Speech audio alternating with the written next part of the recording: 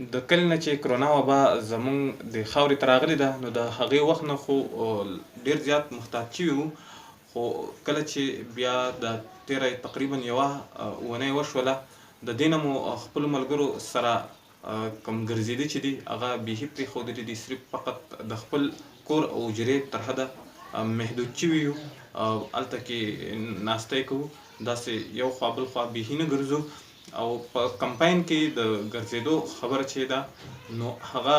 داسې ده چې ما او بل ملګري به په خپلو کې لاس نه سنګلې به داسې ورکړې وي او ګرځېدو به، خو به هر حال مونږ دواړه ملګري یا مونږ چې څومره ملګري یو مونږ په دې لنډه موده کې داسې د کلي نه بهر ته چېرته نه وتلي. نو کمپاین کولو بل په بازارونو کې داسې ډېر حصارېدو نه کومه چې زموږ خلکو ته وینا وه هغه زموږ په پمفلیټو باندې او په پوسټرو باندې ښکارې لیکل شوي وو او ډېره په اسانه په پښتو اردو ژبه کې. نو موږ ډېر په تیزۍ سره کمپاین کړی دی، اوس هم تر څه حده کمپاین کوو.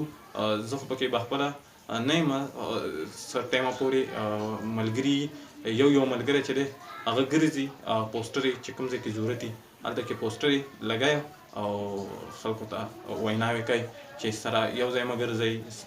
لاس په صابون وینځئ، دغه خبرې. مونږ چې کوم کمپاین کوو دا د علم پښتو ادبي کاروان ضلع بونیر دا یو ادبي او کلتوري تنظیم دی. دلته کې د دې ځوانانو فیصله کړې ده مونږ چې کوم کمپاین لارې دي نو هغه مونږ پمفلیټ او پوسټر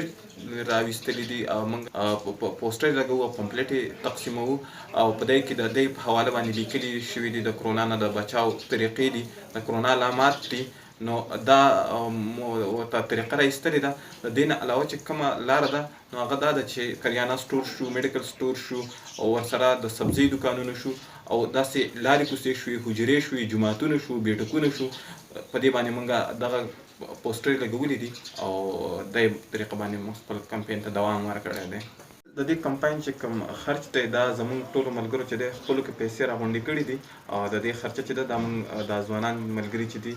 دا په خپله برداشت کوو. د دې هسې زموږ تنظیم دی د هغې خپل کوم چې دا پانګه راغونډېږي نو موږ یې هغې لخوا برداشت کوو. بالکل ګرانه شي ملګري لاس اوښتې وي، خو به هر حال زه هم له کور نه بهر نه ځمه او ملګري هم نه راځي. نو د کور لارې کوڅې او دا چې دي دا خو راته هسې هم معلومې دي او ګرځم پرې، خو کوم چې د بار دي نو بار ملګري نه راوځي، نو چې ملګري نه راوځي نو زه هم چا له نه وځمه. نو بس په کور کې ژوند تېروو، په کور کې ناست یو، داسې بار ته چېرته نه وځو. نو به هر حال کمی دی خو هغه د دې نه دی چې څوک راسره نه ځکه چې ملګري هم ټول په کور دي زما غوندې. نو داسې خاص کمی نه محسوسوم ځکه چې ټول ملګري په کور دي، زه هم په کور یم. زه به خپلو ځوانانو پیغلو ته او مشرانو او کشرانو ټولو ته ووایم چې وخت راغلی دی چې مونږ باندې چې مونږ په خپل قام کې پوهه عامه کړو، مونږ خپل چې دی په خپله هم احتیاط وکړو، خلکو ته هم د احتیاط ووایو، د خپلو ماشومانو هم خیال وساتو، د خپلو مشرانو هم خیال وساتو او بلا ضرورت د کورونو نه ونوځو او کورونو نه چې ونوځو نو په کورونو کې هم انسان تنګ شي. نو په کور کې چې دی انسان دی د کتابونو مطالعه کوي، موږ هم کوو، نور ملګري هم کوي، ټول کورونو کې د کتابونو مطالعه کوي یا انټرنیټ ته کینی. نو دغه شانتې دی په کور کې کینی، بهر ته د بلا ضرورت ونوځي. بلکې زه هم چې د ژوند نه مهم ضرورت څه نشته دی نو د ژوند لپاره چې دی موږ ټول ناکام کړو. بیا دا وبا چې ده دا د یو انسان نه بل ته او د بل نه بل ته لګي. نو هسې نه چې دغه بلا دغه وبا چې دی دا موږ خپل کور ته د بار نه راوړو، نو چې بیخي بار ته ونوځو، په خپلو ماشومانو باندې او په خپلو مشرانو باندې خیال وساتو او